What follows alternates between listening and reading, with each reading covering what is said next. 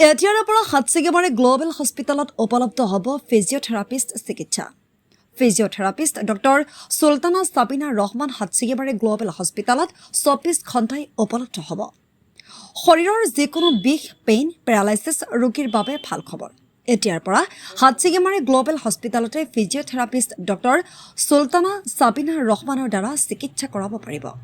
এইপিনে হাটছিগিমাৰী গ্লোবেল হস্পিটেলত 24 ঘণ্টাকৈ উপলব্ধ থকা দন্ত চিকিৎসক ডক্টৰ মহচিনা আমিনৰ দ্বাৰা দাঁতৰ যিকোনো বেমাৰৰ যেনে দাঁতৰ বিষ, দাঁত লগোৱা, দাঁত উঠোৱা, দাঁত চাফা কৰা আদি দাঁতৰ লগত জড়িত যিকোনো সমস্যাৰ সমাধান পাবলৈ এতিয়াই আহক হাটছিগিমাৰী গ্লোবেল হস্পিটেলত।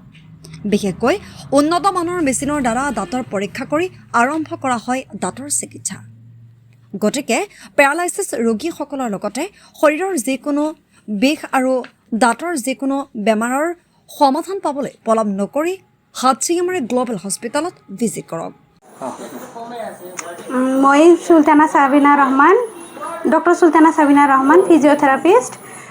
ইয়াতে আজিৰ পৰা আহিব পাৰিব OPDত। ইয়াতে ফিজিঅ'থেৰাপিৰ মেনেজমেণ্টৰ কাৰণে যিহঁতৰ প্ৰব্লেম মানে পেৰালাইছৰ প্ৰব্লেম বা হাতৰ বিষৰ প্ৰব্লেম বা কঁকালৰ বিষ বা ডিঙি মানে সেইখিনিত যে শুৱতে কিবা প্ৰব্লেম হ'লে সেইটো কাৰণে ল'ব পাৰে বা নাৰ্ভৰ কিবা প্ৰব্লেমৰ কাৰণে ভৰি চৰিত খোজকাঢ়িবতে প্ৰব্লেম হ'ব পাৰে, সেইবিলাকৰ কাৰণেও পেইন মেনেজমেণ্ট দিয়া হ'ব।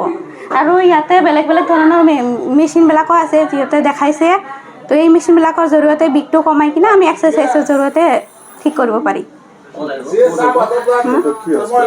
ইয়াতে গ্লোবেল হস্পিটেলত এভেইলেবল আছে ফিজিঅ'থেৰাপিষ্ট 10টাৰ পৰা 5টালৈকে। আপোনালোকে 10টাৰ পৰা 5টাৰ পৰা ইয়াতে আহিব পাৰে ডেইলি। মই ডক্টৰ মহচিনা আমিন।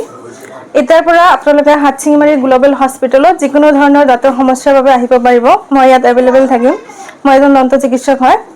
দাঁত লগোৱা, দাঁত চাফা কৰা বা যিকোনো সমস্যাৰ বাবে, দাঁতৰ বিষ বা বাচ্চাৰ দাঁতৰ বিষ, বুঢ়া মানুহৰ দাঁত লগোৱা, বুঢ়া মানুহৰ দাঁতৰ কেয়াৰ চব পাই যাব। যিকোনো ফেচিলিটিৰ কাৰণে মই এভেইলেবল থাকিম, অলৱেজ এভেইলেবল থাকিম। যিকোনো প্ৰব্লেম যদি হয়, আপোনাৰ দাঁতৰ যিকোনো সমস্যা হ'লে আপোনালোকে ইয়াত আহিব পাৰে গ্লোবেল হস্পিটেলত। এনি টাইম প্ৰতিদিন মই উপলব্ধ থাকিম।